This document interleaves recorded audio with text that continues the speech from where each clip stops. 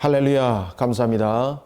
오늘은 매일 성경 역대하 30장이죠. 지난번까지 우리가 29장까지 봤죠. 오늘은 30장, 29장까지 이어서 30장부터 36장까지의 내용들을 우리가 보도록 하겠습니다. 자, 이제 29장부터 이제 등장하는 그 한 인물, 그 인물은 바로 히스기야입니다. 우리는 여러분들 히스기야의 종교개혁에 참 중요한 점들을 우리가 바라볼 수 있는데, 히스기야의 종교개혁은 무엇보다도 전체적으로 그 시작들이 하나님의 성전을 정화시키는 것들로 그 개혁들이 일어나고 있는 것을 볼 수 있습니다. 그리고 유월절에 관해서 히스기야와 요시야가 유월절을 회복시키는 그러한 또한 종교개혁을 일으키게 되는 거죠. 이런 히스기야, 그리고 또한 히스기야의 뒤를 이어서 그 왕이 되는 아들 므낫세. 여러분들 보시면 히스기야와 므낫세, 요시야 이 부분들을 한번 우리가 뒤에서도 내용들을 보겠습니다만 한번 구별해서 한번 봅시다. 히스기야와 그리고 그의 아들이었던 므낫세가 이제 왕이 되는 거죠. 므낫세. 그리고 우리가 너무나도 잘 아는 종교개혁의 왕이라를 걷는 요시야. 자, 히스기야는 우리가 이 개혁의 왕으로서 하나님의 관점이죠. 하나님의 관점.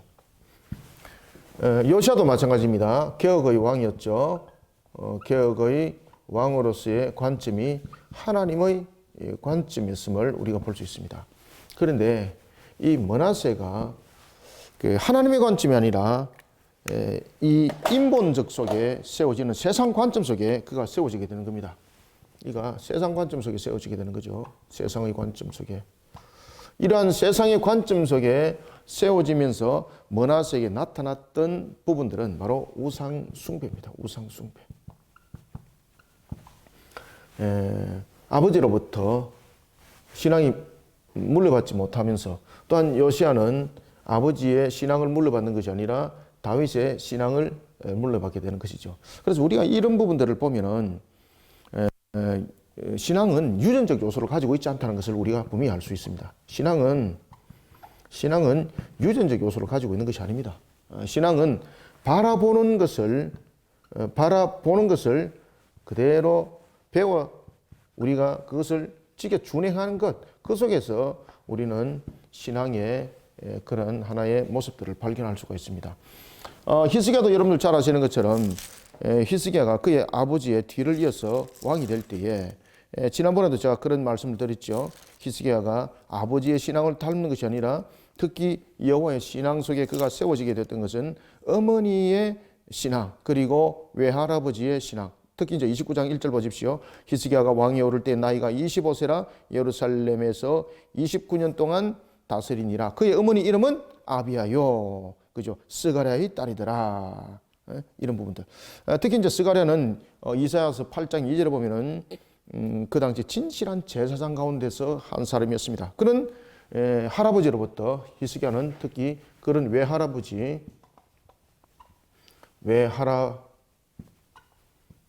할아버지와 어머니로부터 그가 신앙을 보고 자랍니다.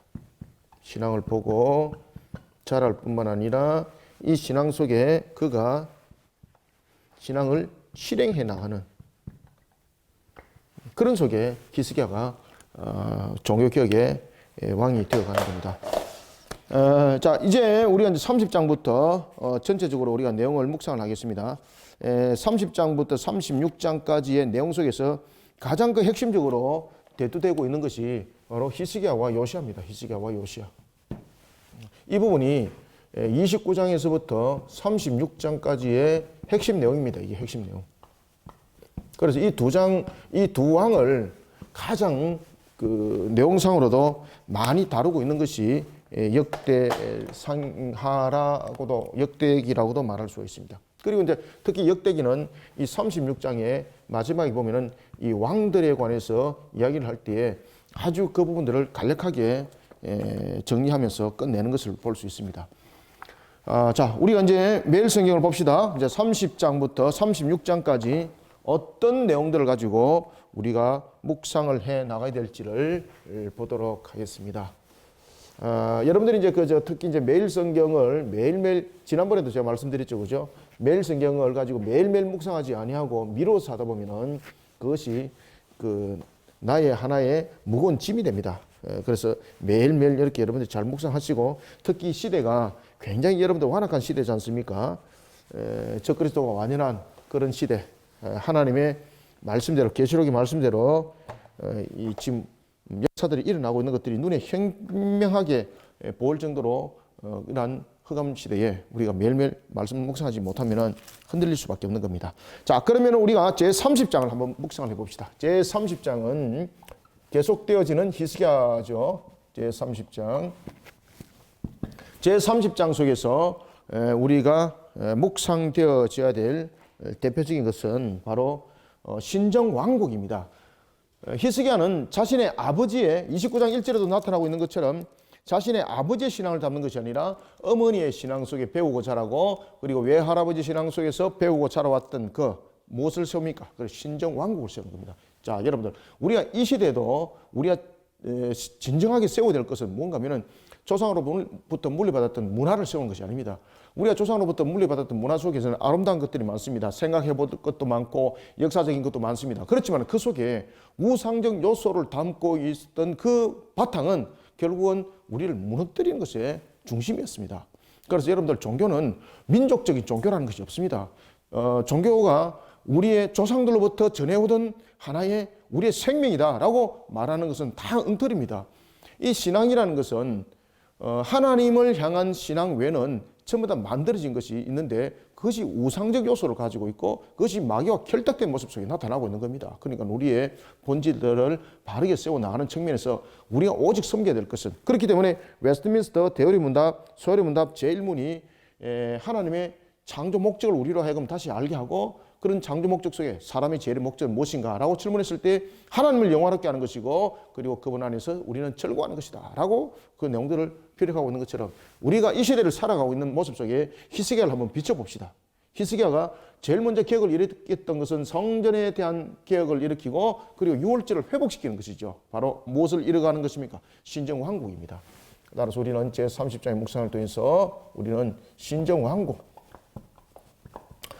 신정왕국의 부활을 그려내는 히스기야를 통해서 우리 자신들도 이와 같이 하나님의 뜻을 세우는 일에 있어 신정왕국을 우리는 세워나가는 일에 우리의 모습들을 바르게 세워나가야 됩니다. 자, 30장 한번 보십시오. 30장 히스기야가 1절 온 유다와 온 이스라엘과 유다에 사람을 보내고 또 에브라임과 머나세에 편지 보내어 예루살렘 여호와의 전에 와서, 성전이죠. 여호와의 전에 와서 이스라엘 하나님 여호와를 위하여 무엇을 지키라? 그렇죠. 유월절을 지키라. 유월절이 가지고 있는 의미는 무엇입니까? 유월절은 이스라엘이 애굽으로부터 해방되어진 것, 다시 말하면 종되은 것으로부터 주인으로 그들이 하나님의 자녀가 되는 그런 관점. 다시 말하면 우리는 유월절 통해서 항상 기억해야 될 것은, 가장 중요한 것들 가운데서 하나가 무엇인가 하면은 유월절, 그러면은 우리가 구원에 관한 것들, 구원에 관한 이 내용들이 아주 우리에게 중심을 이루어 나가야 되는 것을 우리가 발견할 수가 있습니다. 그래서 6월절 그러면은 구원에 관한 이런 내용들, 이런 구원에 관한 내용들을 우리가 깊이 있게 묵상해야 될 필요가 있다는 것이죠. 자, 그래서 우리는 제30장을 통해서 묵상해야 될 부분들을 통해서 제일 먼저 첫 번째 신정왕국의 부활을 통해서 우리가 제일 먼저 묵상해야 될 것이 무엇인가? 하나님을 향한 경건한 발걸음이 매우 중요합니다. 하나님을 향한 발걸음. 하나님을 향한 발걸음. 여러분들, 이 하나님을 향한 발걸음이 어떻게 될까요? 그렇죠? 하나님을 향한 발걸음이 경건의 발걸음이 되어야 됩니다. 이 부분이 경건의 발걸음. 하나님을 향한 발걸음이 호기심에 의한 발걸음이 아니고 자신의 의지를 표명하는 발걸음이 아니라 하나님을 향한 경건의 발걸음이 되어야 됩니다. 이 경건의 발걸음을 실천으로 옮기는 신앙이 되어야 됩니다. 하나님을 향한 발걸음을 실천으로 옮기는 신앙. 실천으로 옮기는 신앙.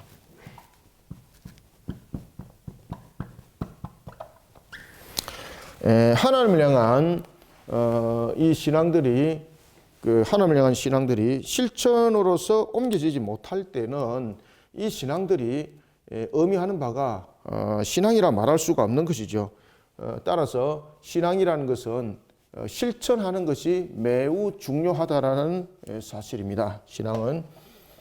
그 다음에 두 번째는 전체적으로 우리가 무엇을 어떻게 묵상해야 될까라고 내용을 보면은 하나님을 향한 세속적인 그러한 부정함을 우리는 버려야 됩니다. 그래서 세속적 부정함을 버리고 성결한 삶을 바탕으로 이뤄야 됩니다. 세속적 삶을 버려야 됩니다. 세속적 삶을 버리고 우리가 성결한 삶을 이루어가야 됩니다. 칠판에 지금 펜이 글자가 잘 안 보이죠, 그죠? 이게 안에 이게 펜이 불량이 돼서 잘 안 오네요. 이런 속에 또한 세 번째는 우리가 이루어야 될 걸 묵상할 것인데 그것은 뭔가 하면은 하나님을 향한 신앙의 바른 기억을 즐거워해야 됩니다.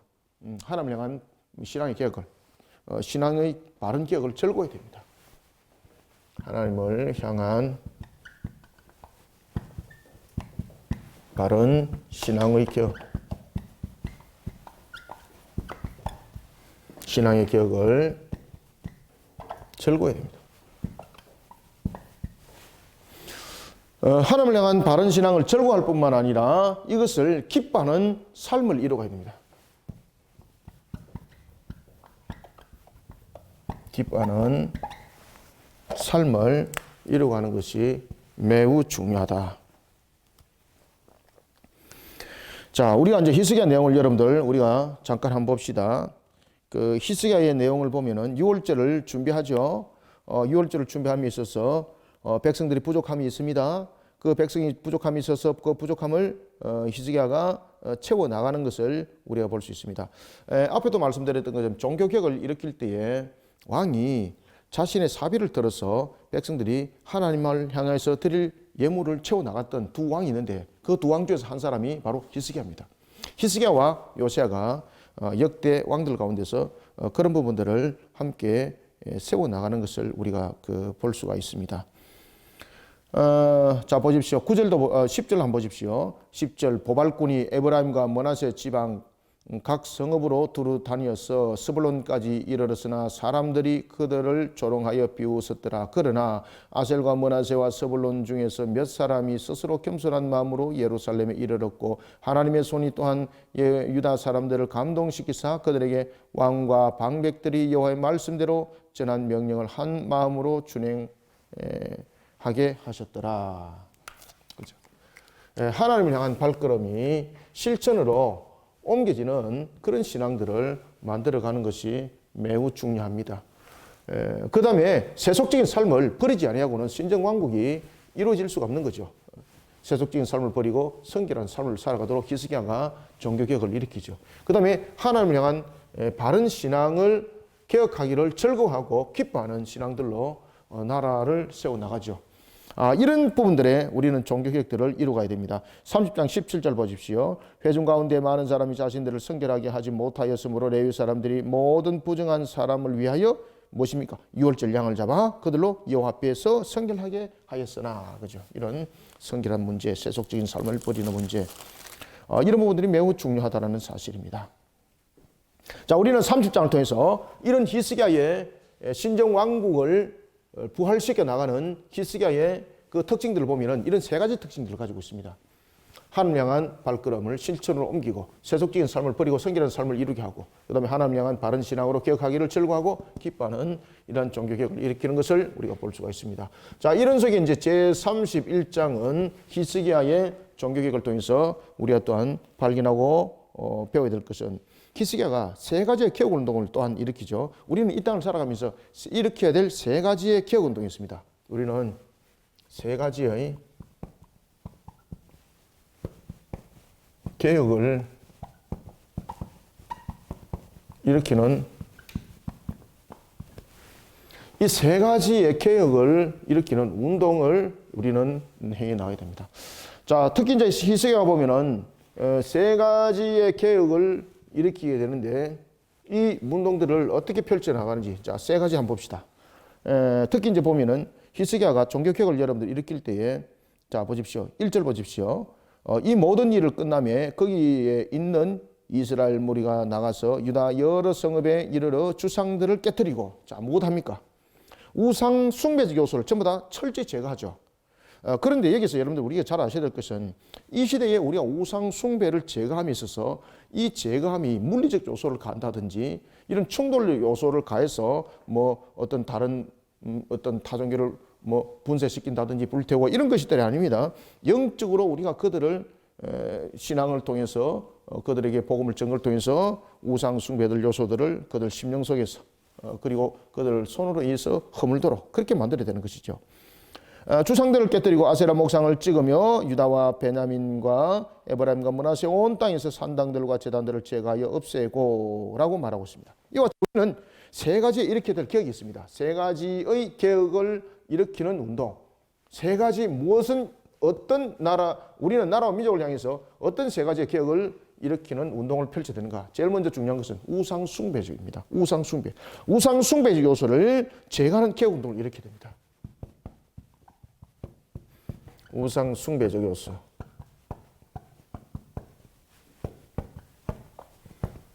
제거하는 개혁 운동을 일으켜야 됩니다. 이 우상숭배적 요소는 우리의 눈에 보이는 것이 있고 그리고 마음에 있는 것이 있습니다. 그런가 하면은 문화 속에 나타나는 것이 있습니다. 이런 부분들이 다 제거돼야 됩니다. 눈에 보이는 가시적인 것, 그죠? 그 다음에 불가시적인 것, 그 다음에 문화적인 부분들을 통해서 우리가 하나의 전통을 일으킨다고 말하는 이런 문제들, 이런 요소들을 우리는 철저하게 요소를 제거하지 못하면은 우리는 넘어지는 자가 될 수밖에 없습니다. 그래서 첫 번째는 이와 같은 우상숭배 요소를 우리는 제거해야 되는 것이고 그런 운동을 펼쳐나가야 되는 것이고 그 다음에 두 번째는 참된 예배를 회복시키는 개혁 운동을 일으켜야 됩니다. 참된 예배. 참된 예배를 회복시키는 개혁 운동을 일으켜야 됩니다. 자, 여기서 여러분들 잘 보십시오. 참된 예배라는 것은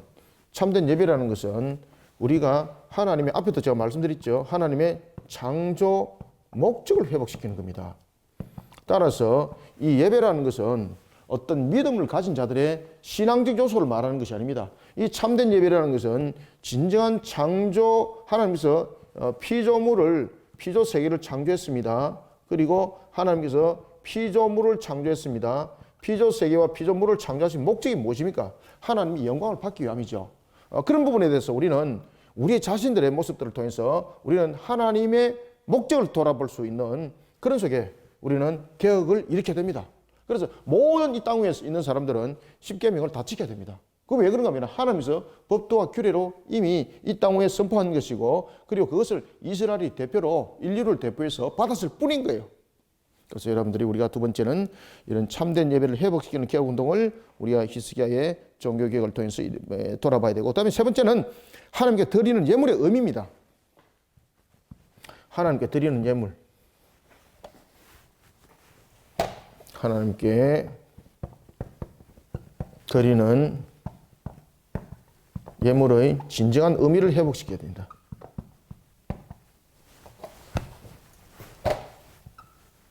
진정한 의미를 회복시키는 개혁을 일으키게 됩니다.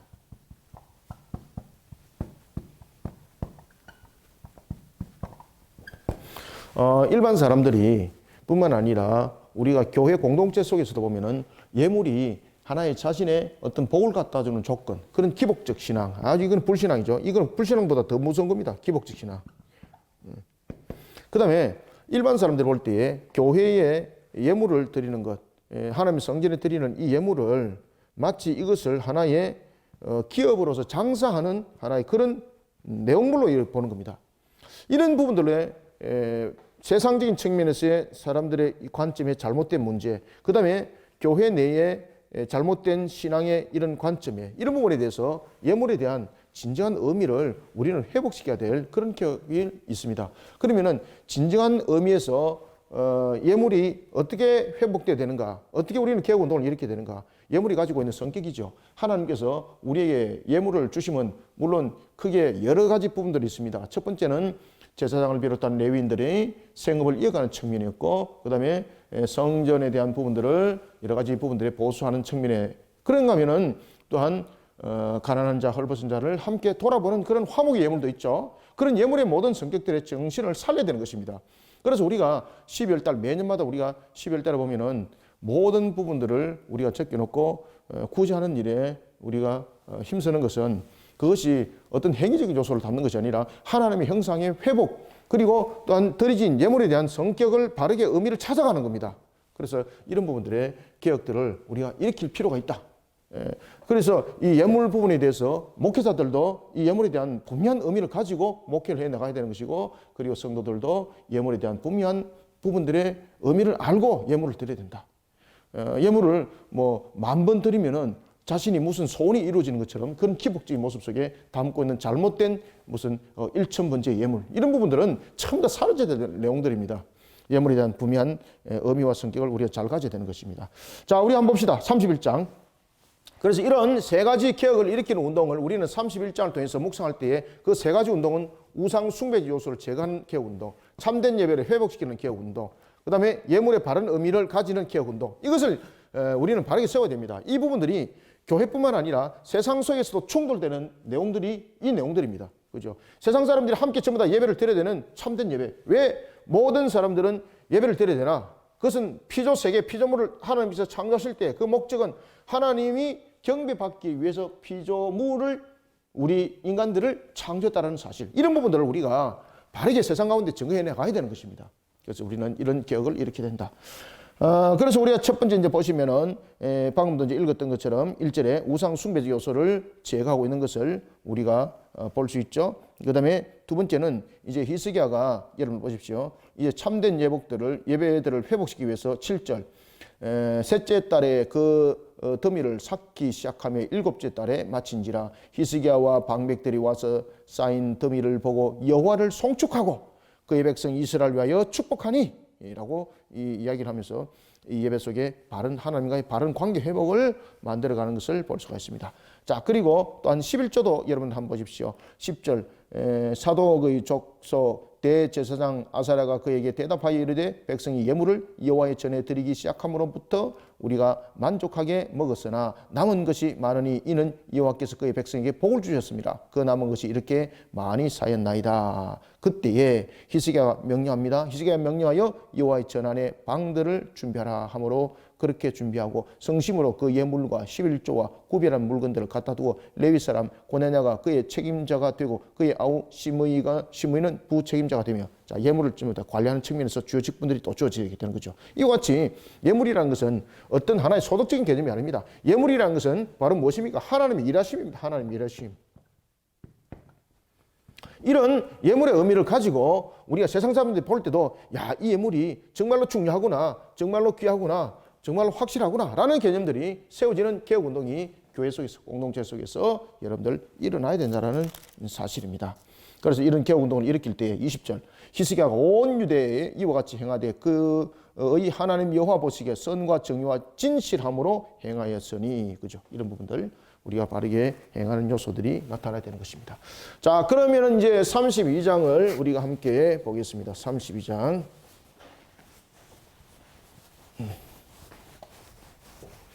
자, 32장은 우리가 어떤 내용을 묵상하면 좋을까요? 자, 32장 한번 봅시다. 32장에 보면은 히스기야 시대 때에 가장 어려운 것 가운데서 하나가 뭔가 하면은 아수르의 침공이었습니다. 그 당시에 여러분 아수르의 침공은 이미 히스기야의 아버지와 그 선조들에 의해서 북이스라엘이 멸망을 당할 수 있는 문을 열어놓게 되는 거죠. 그래서 아수르가 마치 남유다를 도와서 이스라엘을 치는 것처럼 이 부분들이 구성이 되어 있다가 결국은 아수르가 이스라엘을 잡아먹고 북이스라엘을 잡아먹고는 남유다를 치러 올라오는 거예요, 여러분들. 이런 속에 히스기야 또한 그런 위기 상태에 놓여지게 되는 것입니다. 자, 특히 이제 이런 이 아수르가 1차 침공과 2차 침공 속에 나타났던 그 모습, 히스기야는 이런 부분들을 어떻게 해결했을까요? 그죠? 어떤 부분들을 통해서 외적인 힘의 요소를 빌리지 않습니다. 외적인 힘의 요소를 그가 구하려고 했을 때 더욱더 공감 속에 빠지게 되었던 것입니다. 이런 부분들에서 히스기야는 이 문제들을 어떻게 풀어나갔을까요? 하나님의 도우심이었습니다. 오늘도 여러분 하나님의 살아계심을 믿습니까? 이와 같이 하나님의 도우심을 구하는 신앙의 겸손을 우리는 이 속에 묵상해야 됩니다. 하나님의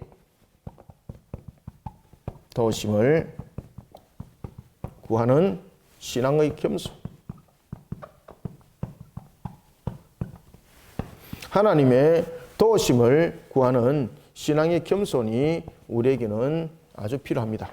자, 이런 속에 히스기야의 내용을 보면서 우리가 세 가지를 한번 보겠습니다. 자, 첫 번째는 불의한 자들의 모습을 봅니다.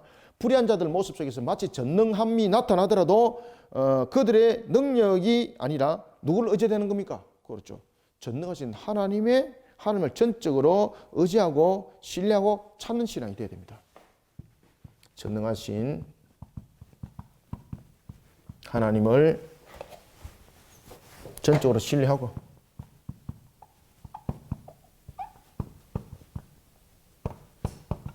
의지하는 신앙.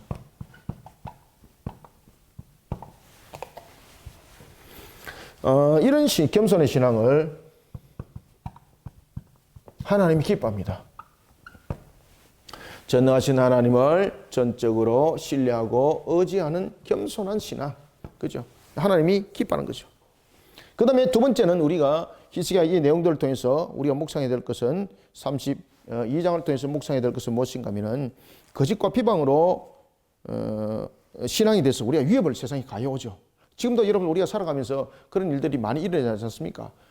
세상들이 보면은 우리의 신앙들을 바로 알지 못하는 속에 우리를 비방하고 위협을 가해옵니다. 그럴 때도 우리는 어떻게 됩니까? 누구를 찾아야 됩니까? 그렇죠. 항상 하나님을 찾는 신앙인이 되어야 됩니다. 세상 속의 세상의 위협 가운데서도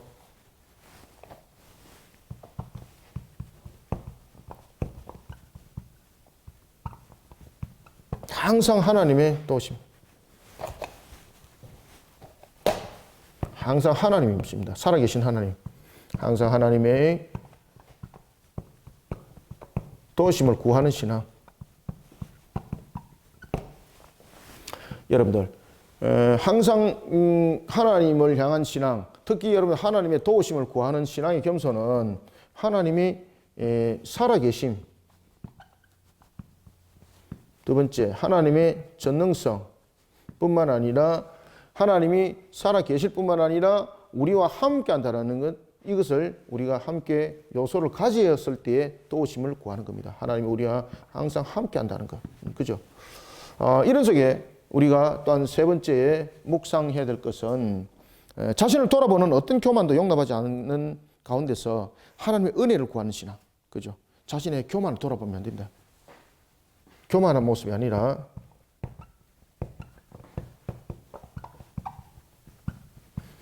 하나님의 은혜를 기억해야 됩니다. 구하는 신앙. 자, 히스기야가 이제 문제가 생기죠.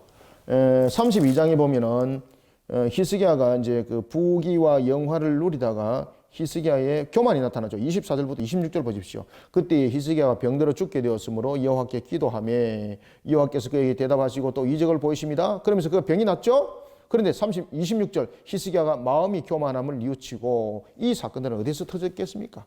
25절에도 보면 히스기야가 마음이 교만하여 병이 나았습니다. 병이 나았을 때에 그의 위로함을 위해서 바빌론에서 하나의 그 사절단들이 오게 되죠. 그때에 그가 자신의 그런 무기 저장고 이런 부분들을 막 보이죠. 보이면서 자신이 얼만큼 강한지를 보이고, 그리고 바벨론은 그러한 자신에게 하나의 힘의 세력에 함께하는 그런 조직 구성이 되어야 된다는 것을 이야기를 하게 됩니다. 그러면서 바벨론은 그 안에 내탕고를 전부 다 탐색하게 되고, 남유다가 요 정도구나. 그러면서 결국은 바벨론에 의해서 그들이 무너짐을 당하는 하나의 요소적인 측면을 가지게 되는 것을 우리가 볼 수가 있습니다. 그래서 31절 보십시오. 그러나 바벨론 방백들이 히스기야에게 사신을 보내어 그 땅에서 나타난 이적을 물을 때에 하나님이 히스기야를 떠나시고 그의 심중에 있는 것을 다 알고자 하사 시험하셨더라. 아멘. 그가 바벨론 방백들에게 무엇을 보였습니까? 자신의 힘, 자신의 능력, 이것을 보였던 교만. 여러분, 교만은 항상 무너짐의 선봉입니다. 우리는 하나님의 도우심을 구하는 신앙의 겸손 속에서 자신의 교만한 모습을 돌아보지 마십시오. 우리 속에는 전능성 없습니다. 하나님이 도와주지 않으면 우리 속에 결론은 없습니다. 따라서 우리는 항상 오늘도 나를 있게 하신 하나님의 은혜를 기억하고 그 은혜를 구하는 신앙 속에 우리는 자신들의 모습들을 견고하게 세워나갈 필요가 있습니다. 아시겠죠? 그죠? 그래서 여러분들 보시면은 히스기야가 32장 잠깐 또 한번 돌아봅시다. 히스기야 보면은 2절에 사내림이 예루살렘을 치러 옵니다. 2절 히스기야가 사내림이 예루살렘을 치러 온 것을 보고 그때 사내림이 얼마나 그때 자신의 능력을 앞세우면서 이스라엘을 깔보고 그리고 이스라엘 모든 이들에게 얼마나 그가 갈등의 요소를 던진지 모릅니다. 그때에 히스기야는 보십시오. 8절 그와 함께하는 자는 육신의 팔이요 우리와 함께 하시는 이는 우리 하나님 여호와시라 반드시 우리를 도우시고 우리를 대신하여 싸우시리라 하며 백성이 유다 왕 히스기야의 말로 말미암아 안심하니라. 아멘. 그죠? 세상의 어떤 위협에서도 항상 하나님의 도우심을 구하는 신앙 속에 우리가 공동체를 바르게 이끌어가고 또한 나라와 민족을 바르게 이끌어가는 그런 지도자가 우리에게는 너무나도 필요한 거죠. 그런 히스기야가 12절 보십시오. 이 히스기야가 여호와의 산당들과 제단들을 제거하여 버리고 유다와 예루살렘에 명령하여 이르기를 너희는 다만 한 제단 앞에서 예배하고 그 위에 분향하라 하지 아니하였느냐. 나와 내 조상들이 이방 모든 백성들에게 행한 것을 너희가 알지 못하느냐. 모든 나라의 신들이 능히 그들의 땅을 내 손에 건져낼 수 있었느냐. 자, 이게 무엇입니까? 이 지금 히스기야의 이제 종교개혁을 비난하는 거죠. 그죠? 아수르의 그런 강력함을 말하면서 사내림이 그런 히스기야의 종교개혁을 비방하고 그때에 16절 사내림의 신하들도 더욱 여호와 하나님과 그의 종 히스기야를 비방하였으며 참 이런 갈등 속에 놓여있던 히스기야 모든 문제들을 어떻게 여러분 해결했을까요? 그렇죠. 히스기야가 하나님께 부르짖습니다. 20절 이러므로 히스기야 왕이 아모스의 아들 선지자 이사야와 더불어 하늘을 향하여 부르짖어 기도하였더니 그죠? 기도하였더니 하나님이 그를 건지시는 거예요. 세상의 위협 앞에 위협 가운데서도 하나님의 도우심을 구하는 신앙. 이 나라 이 민족의 모습도 마찬가지입니다. 우리의 모든 상황도 마찬가지입니다. 이런 아수르 같은 그런 상황 속에 여러분들이 놓였을 때도 세상의 위협 가운데 놓였을 때도 살아계신 하나님을 기억하면서 도우심을 구하는 신앙 속에 자신을 세우시기 바랍니다. 이해가셨죠? 그죠? 그리고 또한 그런 속에 문제가 해결됐을 때도 교만하면 안 돼요, 여러분들요. 히스기야가 무너짐이 당했을 때가 어떤 때였습니까? 그렇죠. 교만한 모습 속에 자기 힘을 자랑하고 자기 능력 자랑하고 이때에 무너졌어요, 여러분들요. 그래서 우리는 항상 자신을 지금까지 세우신 하나님을 기억해야 돼요. 하나님을 잊지 말아야 됩니다. 그러면서 구하는 신앙, 하나님이 기뻐하십니다. 그래서 우리는 하나님의 도우심을 구하는 그런 신앙의 겸손을 항상 잊어버리지 않도록 해야 되겠습니다. 자, 그 다음에 우리가 이제 33장을 봅시다. 33장. 자, 33장에 보면은 종교개혁의 왕이었던 히스기야, 그 다음에 그의 아들 므낫세. 자, 여러분 여기서 우리가 이제 볼 수 있는 것은 신앙은 유전적 요소를 가지지 않는다는 것을 알 수가 있습니다.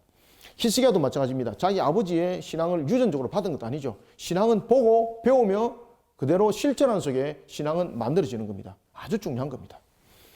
므낫세를 여러분 보십시오. 33장 1절 2절 보시면은 므낫세가 왕위에 오를 때 나이가 12세였더라. 자, 므낫세는 어떻게 해서 태어나는 겁니까? 므낫세는 그 당시에 히스기야가 발병이 생기게 되는 거죠. 병이 생기게 되는 거죠. 그때 하나님께서 그에게 생명을 연장해 줍니다. 생명이 연장되었을 그때에 태어난 아이가 므낫세입니다. 므낫세. 이해되십니까? 그래서 므낫세가 왕이 됐을 때 나이가 몇 살입니까? 나이가 어리죠. 12세에 예루살렘의 왕이 됐다. 12세. 그래서 히스기야가 이런 회복되고 난 상태에서 난 아이, 그 므낫세. 그러니까 이 므낫세가 얼마나 귀하게 금이야 오기야 크겠습니까? 그죠? 쉽게 말하면은 좀 시금방지게 클 수도 있었을 것이고, 그리고 매우 신앙적으로 자라나기보다는 세속적인 측면에서 자라났을 확률이 높다는 거죠. 자, 이런 속에 우리가 33장을 묵상합니다. 신앙으로 세워진 우리는 근본이 되어야 된다. 어떤 관계 속에서도 우리는 신앙으로 세워진 근본으로 우리를 세워야 됩니다. 신앙으로 세워진 근본.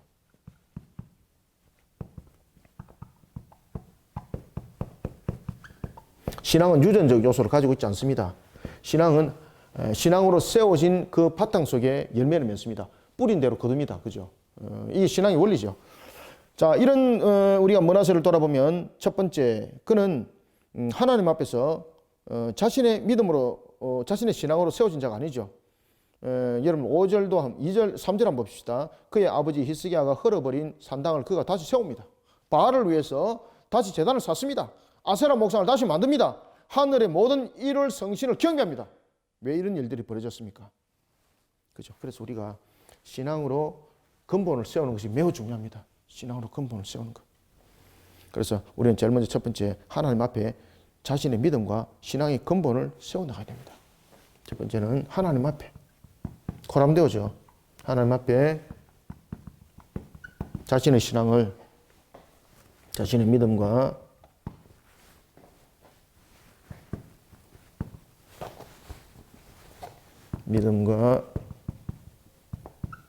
신앙의 근본을 세워나가야 됩니다.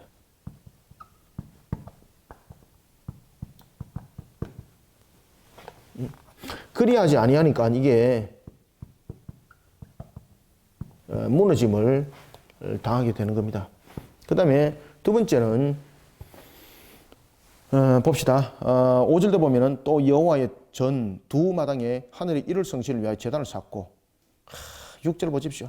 더 악하죠. 점치며 사술과 요술을 행하며 신접한 자와 박수를 누구를 신뢰합니까? 이들을 신임하더라. 여호와 보시기에 악을 많이 행했더라. 하나님께서 진노하시더라. 심지어 8절 보십시오. 만일 이스라엘 사람이 내가 명령한 일들 곧 모세를 통하여 전한 모든 율법과 율례와 규례를 지켜 행하면 내가 그들의 발로 다시는 그의 조상들에게 정하여 준 땅에서 옮기지 않게 하리라 하셨으나, 그런데 어떻게 했다고요? 9절.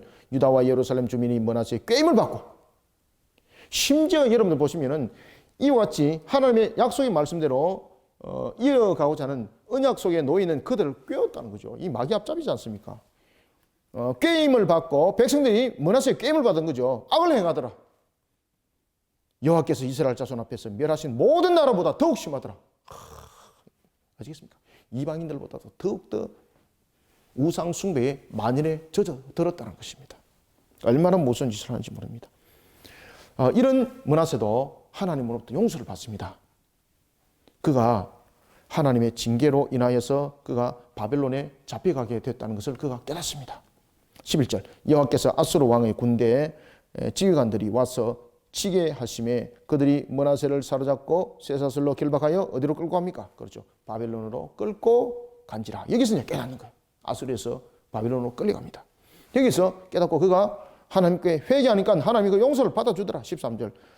12절 13절. 그가 환난을 당하여 그의 하나님 여호와께 간구하고 그의 조상들의 하나님 앞에 크게 겸손하여 기도하였으므로 하나님이 그의 기도를 받으시며 그의 간구를 들으시사 그가 예루살렘으로 돌아와서 다시 왕위에 앉게 하시며 므낫세가 그제서야 여호와께서 하나님이신 줄 알았더라. 그죠?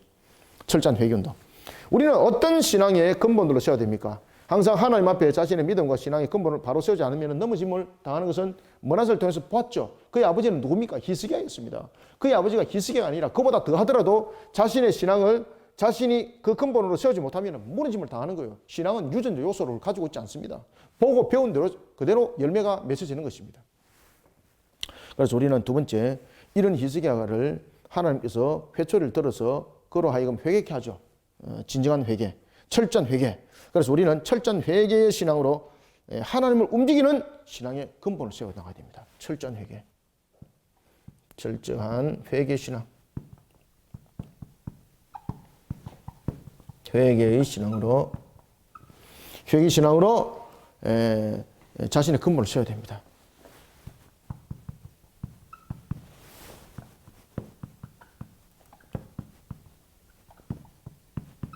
이 회개신앙은 하나님 움직입니다. 하나님 움직입니다. 그래서 이런 회개신앙 속에 자신의 근본들을 바르게 세워나가는 것이 매우 중요하다라는 사실입니다. 자, 이런 가운데 이제 세 번째 보면은 이 므낫세가 이 상태가 계속 또 유지되는 것이 아닌 것을 우리가 이제 볼 수 있죠, 그렇죠?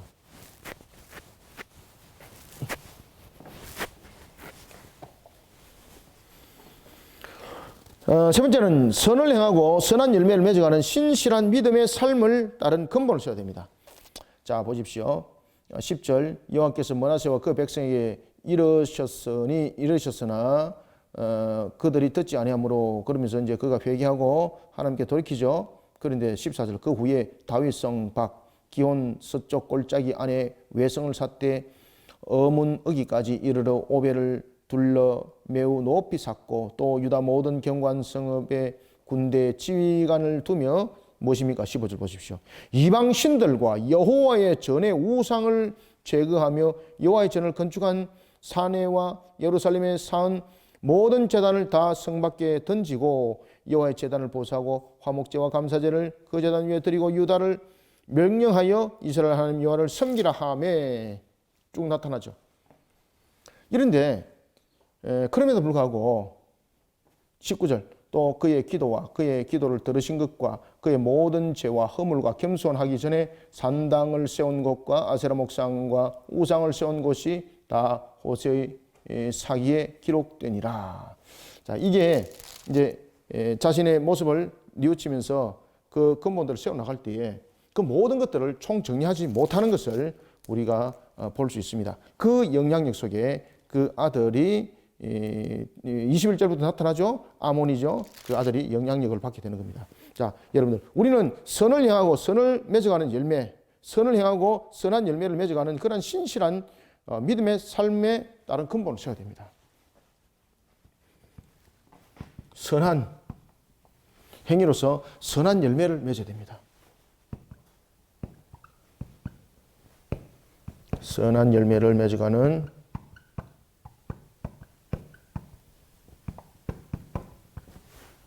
신앙의 근본을 세워야 됩니다. 신앙의 근본을 끝까지 잃어버리면 안 됩니다.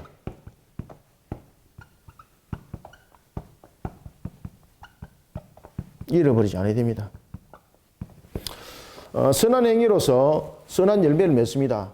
그런데 문제는 이 신앙의 근본의 자세가 잃어버리면은 다시 그 원상태로 돌아가 버리게 되는 거죠. 그죠? 그래서 여러분들 우리는 이 므낫세의 신앙들을 처음에는 악함이었습니다. 그 다음에 회개하면서 돌아왔습니다. 그 다음에 그가 행했던 부분들을 돌아보면은 모든 부분에 끝까지 선한 열매를 맺지 못하는 것은 이 부분들이 나중에 뒤에 흔들어집니다. 그래서 이런 부분들을 우리가 므낫세의 신앙을 통해서 함께 우리가 묵상해 볼 필요가 있다라는 것입니다. 그 다음에 이제 제34장은 우리가 무엇을 묵상할 것인가.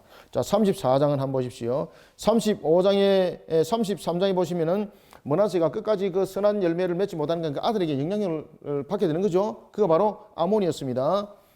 24절에 보면은 그의 신하가 반역하여 왕을 궁중에서 죽이매 25절 백성들이 아몬 왕을 반역한 사람들을 다 죽이고 그의 아들 요시야를 대신하여 왕으로 삼으니라. 자, 이제 우리가 종교개혁의 왕 요시야가 이제 나타나기 시작합니다. 요시야 이러면 뭐 두말할 필요 없는 거죠. 마음과 성품을 다해서 하나님을 향한 신앙 대표적인 사람이죠. 따라서 우리는 요시야를 통해서 마음과 성품을 다하는 신앙, 마음과 성품을 다하는 신앙으로 우리가 이 내용들을 묵상하는 것이 좋겠습니다. 자, 이를 통해서 우리가 요시야를 통해서 우리가 세 가지 관점의 묵상을 합시다. 첫 번째는 하나님 보시기에 정직해야 됩니다. 하나님 보시기에 정직히 행하는 신앙이 되어야 됩니다. 하나님이 보시기에 정직한 신앙의 성품을 만들어가야 됩니다.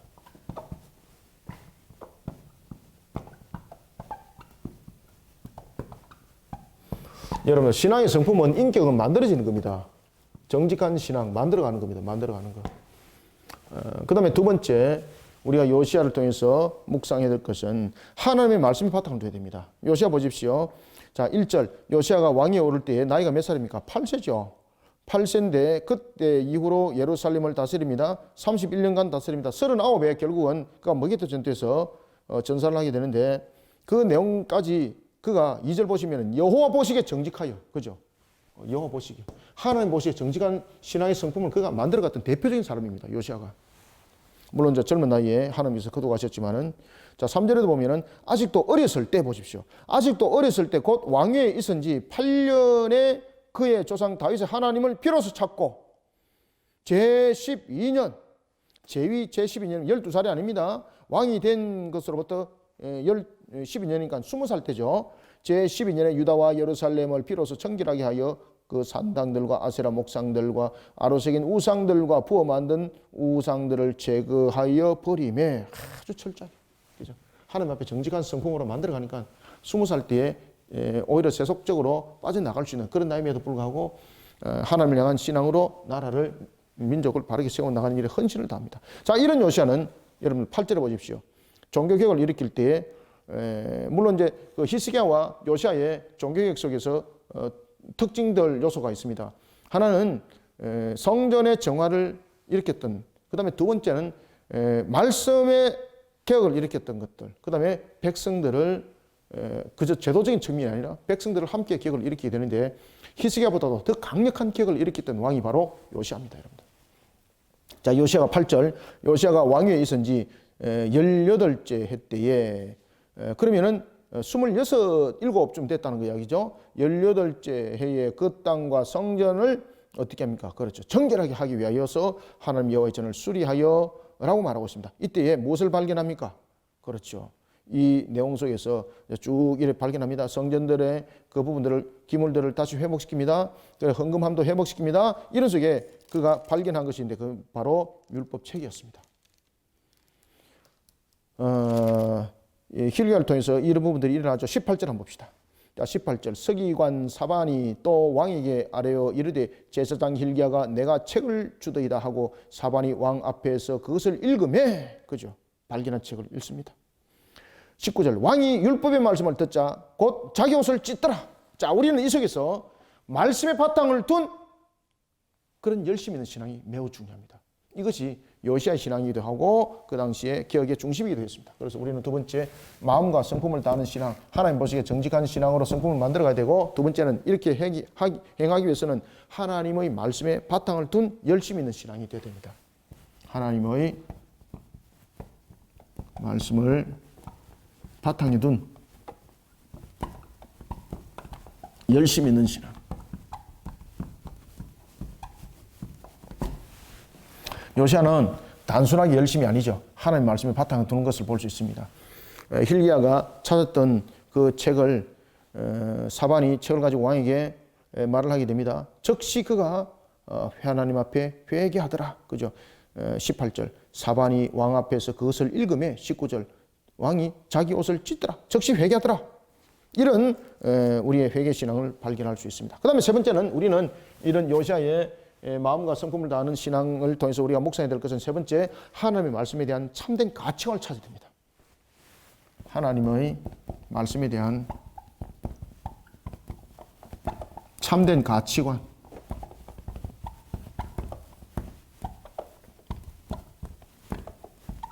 찾아야 한다.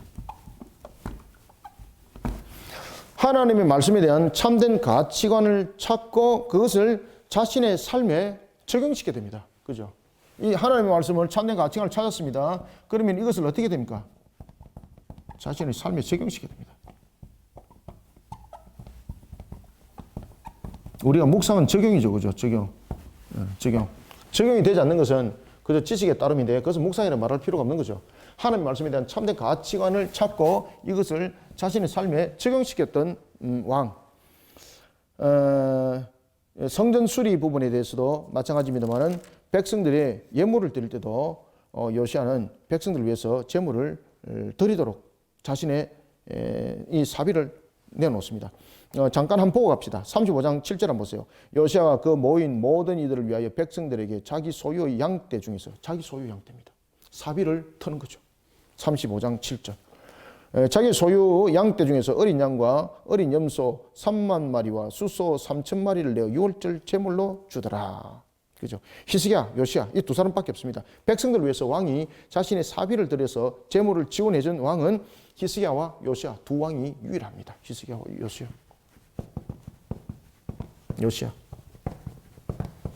그죠? 하나님 말씀에 대한 참된 가치관을 찾고 그것을 자신의 삶에 그대로 적용했던 왕입니다. 그래서 요시야가 위대한 종교 개혁의 왕이라 하나님이 기뻐하는 겁니다.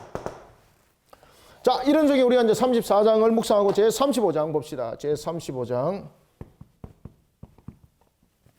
자, 제 35장은 우리가 무엇을 묵상하면 좋을까요? 자, 빠른 시간에 마무리를 하도록 하겠습니다. 자, 제 35장은 요시아가 이제 유월절을 지키는 종교개혁을 일으키는데 지금까지 그 어느 누구도 행하지 못했던 것들, 솔로몬도 행하지 못했던 것들, 히스기야가 물론 유월절 종교개혁을 일으켰지만은 요시아의 유월절 개혁을 따라가지 못합니다. 이스라엘의 개혁에 있어서 가장 유월절을 회복시켰던 왕은 바로 요시아였습니다. 요시아가 유월절을 지켜나갑니다. 이때에 이 모든 것들을 지켜나가는 신앙 속에 하나님이 얼마나 기뻐했는지 모릅니다. 아시겠습니까? 그래서 우리는 하나님이 기뻐하는 신앙과 삶의 자세를 가져야 됩니다. 하나님이 기뻐하는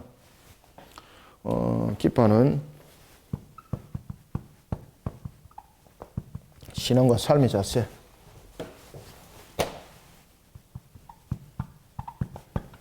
하나님 기뻐하는 신앙과 삶의 자세를 우리는 35장을 통해서 저와 여러분들은 묵상할 필요가 있습니다. 앞에서 제가 말씀드렸죠. 요시아가 얼마나 하나님이 기뻐했을까요? 요시아를 하나님이 얼마나 기뻐했을까요? 자신의 사비를 털어서 하나님 앞에 예배함으로 드리는 예물을 헌신하더라. 하나님이 얼마나 기뻐하는지. 그리고 언약을 갱신하는 측면에서 또 여러분 보십시오. 언약을 갱신하고 신앙을 개혁하는 최종적인 목표가 무엇이겠습니까? 하나님 모든 법도를 지켜 준행하는 것입니다. 17절. 그때 모인 이스라엘 자손이 유월절을 지키고 이어서 무교절 7일 동안 지켰으니.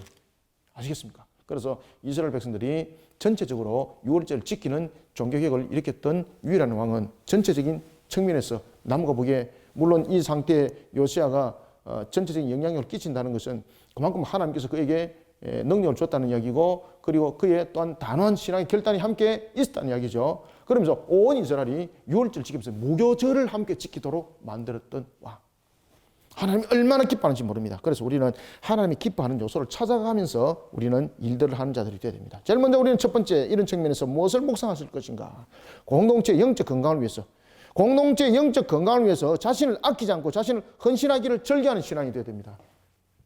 공동체의 영적 건강을 위해서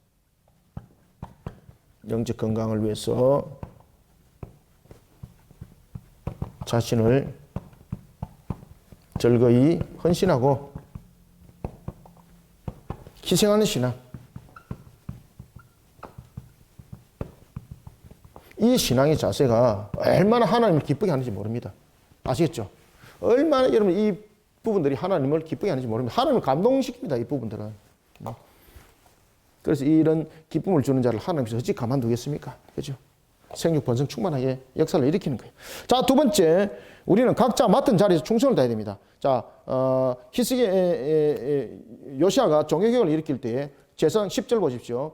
제사장 반열을 세웁니다. 그 다음에 레위 11절 제사장들 레위 사람들 그 부분들이 전부 다 역할 분담을 철저히 잘 맞도록 하죠. 서열대로 모든 것들을 또한 구비하도록 하죠. 자, 여기서 우리가 하나님이 기뻐하는 신앙과 삶의 자세는 무엇입니까? 질서 하나님. 그죠? 질서 하나님. 질서 하나님에 맞게 각자 맡은 자리에서 충성을 다할 뿐만 아니라 하나님의 법도와 규를 지켜야 됩니다. 질서 하나님. 자, 다윗이 언약궤를 옮겼습니다. 언약궤를 옮길 때에 무슨 문제가 생겼습니까? 우사의 부분에 사건이 터졌습니다. 다윗이 깨달았습니다. 아하, 이 언약궤를 옮기는 것이 중요한 것이 아니라 모든 것이 하나님의 법도와 규례에 맞춰서 움직이게 되구나 라는 것을 알게 되었습니다. 바로 요시아의 종교개혁은 하나님의 법도와 규례를 그대로 지켜 준행하는 종교개혁이 되었으니 하나님이 기뻐했던 것입니다. 그래서 우리는 두 번째 하나님의 법도와 규례를 지켜내는 일에 앞장서는 그런 신앙. 하나님의 법도와 규례. 하나님의 법도와 규례를 지켜내는 신앙의 앞장서는 성도. 하나님이 얼마나 그 신앙을 기뻐하는지 모릅니다. 아시겠죠? 이게 요시아의 여러분들 특징입니다. 특징. 요시아는 공동체를 영적으로 건강하게 세우기 위해서 자신이 헌신하죠. 방금도 제가 말씀드렸죠. 백성들에게 자비의 예물을 내어놓던 왕은 딱 두 사람이 있었다. 히스기야와 누구? 요시아입니다. 그 다음에 두 번째, 그는 하나님의 법도와 규례를 지키는 신앙 속에 그는 앞장섰던 겁니다. 그래서 하나님이 요시아를 기뻐하는 거예요. 자, 이런 요시아도 여러분들 보시면은 문제가 생기게 되는 거죠. 하나님의 말씀에 대한 판단, 그것을 자신의 자의적 해석을 해버리는 겁니다. 물론 그 문제 속에는 하나님이 이제 곧 있을 이스라엘의 혼탁한 그러한 시대를 요시아를 두지 않기 위해서 요시아를 먼저 거두어가는 그런 하나님의 계획함도 그 속에 있었던 것입니다. 그렇지만은 요시아의 가장 큰 실수는 무엇인가 하면은 하나님의 말씀에 대해서 그가 판단했던 겁니다. 자, 성경을 한번 봅시다. 그가 머깃도에서 거둬질 때에 자 이렇게 하나님께서 말씀하십니다. 20절 이 모든 일 후 곧 요시아가 성전을 정돈하기를 마친 후에 애굽 왕 느고가 유브라데 강가에 갈그미스를 치러 올라왔으므로 요시아가 나가서 방비하였더라. 용납할 수 없다는 거죠. 그때에 자 보십시오. 21절 느고가 요시아에게 사신을 보내 이렇게 말합니다. 유다 왕이여 내가 그대와 무슨 관계가 있느냐. 내가 오늘 그대를 치려는 것이 아니요 나와 더불어 싸우는 민족을 치려는 것이라. 하나님이 나에게 명령하사 속기하라 하셨은즉 하나님이 나와 함께 계시니 그대는 하나님을 거스르지 말라. 그대를 멸하실까 하노라 하나. 요시아는 그 말을 듣기를 싫어하더라. 자, 이게 이제 요시아의 큰 실수죠. 그렇지만 하나님은 그런 요시아의 실수를 통해서도 요시아를 거둬가는 겁니다. 다시 말하면 이 머깃돌은 두 가지의 의미를 가지고 있습니다. 첫 번째는 하나님의 말씀에 대해서 판단했던 그 부분에 대해서 분명히 징계의 값이 있었고, 두 번째는 구원론적인 측면입니다. 이 머깃돌 전투는. 그래서 22절 요시아가 몸을 돌이켜 떠나기를 싫어하고 오히려 변장하고 그와 싸우고자 하여 하나님의 입에서 나온 느고의 말을 듣지 아니하고 머깃돌 골짜기에 이르러 싸울 때에 이 머깃돌 전투는 구속자적인 측면입니다. 하나는 하나님의 말씀에 대해서 그 음성을 그와 가볍게 얘기했다는 것이었고, 두 번째는 이 머깃돌 전투는 그런 속에 또한 은혜가 있었습니다. 그것은 뭔가 하면은 이 머깃돌 전투는 구속사적인 관점에서 봐야 됩니다. 이 구속자적인 관점에서.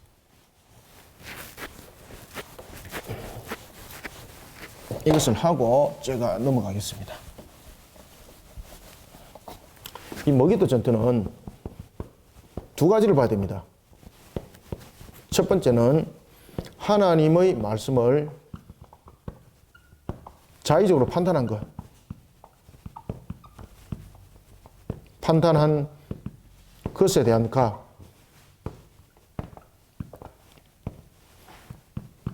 이 값이 바로 전사였습니다. 전사. 아시겠죠? 머깃돌 전투에서 나타났던 전사에 대한 두 가지 의미입니다. 그 다음에 두 번째는 구속사적 관점입니다.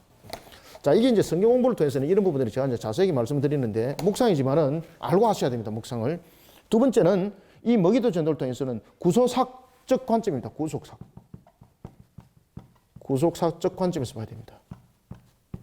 그래서 첫 번째는 하나님 말씀에 자의적으로 판단하는 것에 대한 값이고, 두 번째는 구속사적 관점에서 봐야 되는데, 이 구속사적 관점에서는 뭔가 하면은 머깃돌 전투를 통해서 그가 하나님께서 무엇을 보이는가 하면은 타락에 대한 하나님의 심판의 날이 가까웠음을 알리는 징조였습니다. 타락의 날에 대한 하나님의 심판, 징조를 알림.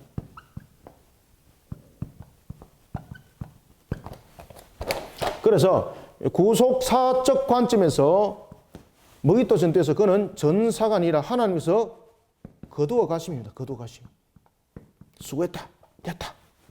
아시겠죠?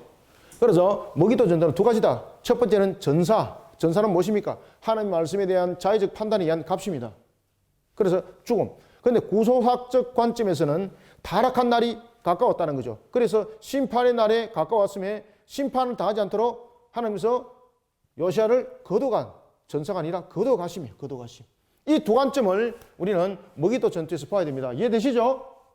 이해를 하셔야 됩니다. 자, 이런 속에 우리는 세 번째 요시아를 통해서 묵상해야 될 것은 하나님의 말씀에 대한 판단하는 자세가 아니라 하나님의 음성을 듣고자 하는 자세를 가져야 됩니다. 하나님의 말씀에 대해 판단하는 자세가 아니라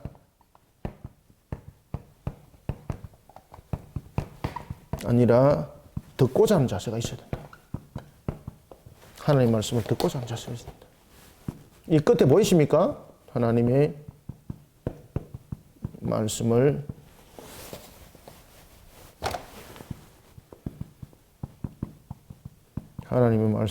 듣고자 하는 자세가 중요하다.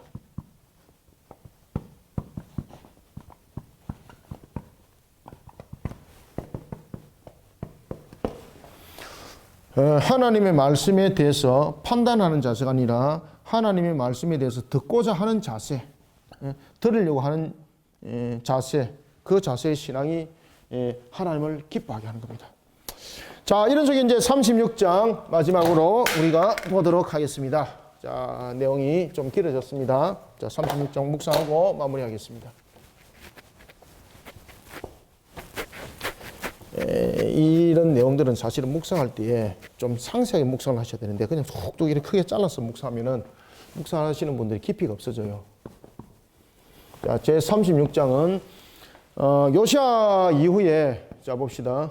자, 요시야 이후에 그의 아들과 그 손자 부분들이 이제 불거지는 거죠. 요아스가 그 왕이 될 때 머기도 전투에서 그가 죽게 되는 거죠. 609년에 애굽에 의해서 왕으로서 그가 이제 세워지게 되는데 애굽에 의해서 제거됩니다. 그리고 여호아스 이후에 누가 세워지게 되는 건가? 그렇죠. 여호야김이 애굽에 의해서 세워지게 됩니다. 이가 애굽에 의해서 쫓김을 당하고 이 애굽에 의해서 이제 세움을 받게 되는 이때가 바로 609년에 1년 정도 남짓 왕이 되는 거죠. 1년도 채 못 채우는. 그 다음에 여호야김이 이후에 이제는 전체적인 중건동 세력을 애굽을 무너뜨리고 그리고 아수르의 모든 것들을 총정리한 신흥 바벨론이 모든 부분들에 장을 하게 되는 거죠. 그러면서 이 모든 부분들을 다스려 나갈 때에 바벨론의 그 다스림 속에 유다도 그대로 있었던 것입니다. 바벨론의 다스림 받지 않는 거죠. 바벨론 배반하는 거죠. 친애굽 정책을 펼치는 그를 용납하지 않는 거죠. 그래서 그를 쫓아냅니다. 그걸 포로로 잡아가는 거죠. 이때가 BC 598년 여호야김의 바벨론에 의해서 왕이 되는 겁니다. 이런 여호야김에 의해서 여호야김은 여호야김의 아들입니다. 아들. 그리고 여호야김도 바벨론에서 쫓겨가게 되고 포로가 되고 바벨론에서 또 새롭게 왕이 되는데 그가 바로 시드기야입니다. 시드기야는 여호야김의 삼촌이죠, 그죠? 시드기야가 왕으로 될 때 이때가 BC 597년입니다. 597년. 그리고 그가 586년에 이제 바벨론의 포로로 끌려가게 되는. 그래서 이 시대를 이미 심판의 시대로 보는 겁니다. 심판의 시대로 보시고 머기도 전투에서 하나님께서 요시야를 거둬가는 겁니다. 그래서 요시야는 머기도 전투에서 첫 번째는 자신이 하나님의 말씀을 가볍게 여긴 것에 대해서 판단한 것에 대한 값으로서의 전사. 두 번째는 구속사적 관점 속에서 하나님께서 그를 거둬가시는 겁니다. 심판의 때를 면하도록 하기 위해서 그를 거둬가는 그 사건. 이런 부분들이 36장에서 전거되고 있는데 이런 부분들은 열왕기 속에서 긴 내용들을 가지고 있습니다만은 역대하에서는 36장 하나로 그냥 총 정리해버립니다. 왜? 단절된 신앙에 대해서 우리가 똑바로 알자는 거죠. 따라서 우리는 이 부분들 통해서 하나님과 단절된 신앙의 처는 무엇인가? 하나님과 단절된 신앙의 최후. 하나님과 단절된 신앙의 처는 무엇입니까? 심판입니다. 심판입니다. 자, 이를 통해서 우리가 이제 마지막으로 우리가 세 가지를 간단하게 묵상하고 역대기를 마무리하도록 하겠습니다. 이런 부분들은 성경 공부를 통해서 보면 참 재밌습니다. 역사적 내용들이 다뤄지고 사실 내용들이 참 스펙타클하게 내용들이 전개되거든요. 참 재밌습니다. 이 내용들이. 성경 공부 시간에 다시 한번 보도록 하고요. 자, 세 가지를 묵상합시다. 첫 번째는 하나님과 단절된 신앙으로는 세상 어떤 영화도 심판으로 그 끝을 멘다는 겁니다. 하나님과 단절된 신앙. 단절된 신앙은 세상의 어떤 영화도 심판으로 끝을 맺습니다.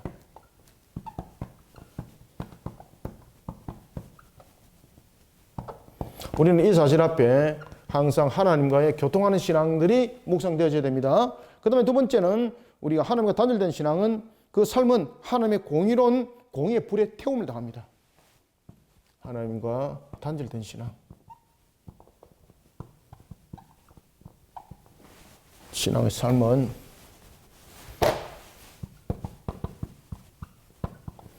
하나님의 공의의 불에 태움을 당합니다.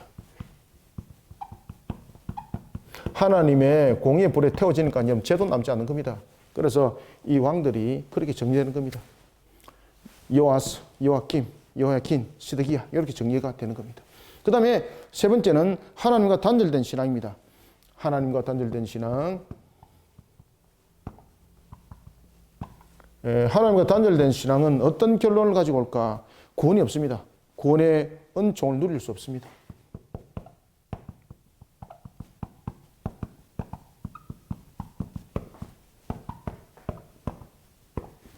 이 사실 속에 항상 우리는 하나님과 교통하는 신앙, 하나님과 교통하는 신앙, 교통하는 신앙으로 세워야 됩니다. 요시아도 끝에 하나님과 교통하지 못하는 그런 부분들이 생겨서 결국은 그가 전사하는 그 값이 매겨지게 되는 거죠. 그럼에도 불구하고 하나님께서 구속사적 측면에서 그를 어떻게 합니까? 거두가심이죠. 우리는 하나님과 항상 교통하는 신앙 속에 자신을 세워야 합니다.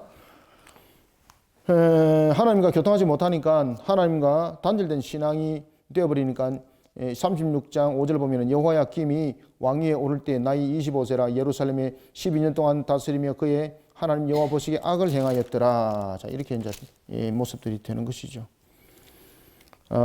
우리가 이제 이런 모습 속에 그가 고레스의 칙령으로 이제 마지막을 마무리하는 역대하 36장 봅시다. 22절. 바사의 고레스 왕 원년에 여호와께서 예레미야의 입으로 하신 말씀을 이루시려고 여호와께서 바사의 고레스 왕의 마음을 감동시키심에 그가 온 나라에 공포도 하고 조수도 내려 이르되, 그러면서 성전 회복이 그 속에 이제 일어나게 되는 것이죠. 하나님의 구원의 은총, 그죠? 하나님의 구원의 은총은 하나님의 약속의 말씀은 반드시 여러분들 그 성취가 된다는 사실을 알고 하나님과 단절된 상태에서는 이런 은혜를 누릴 수가 없습니다.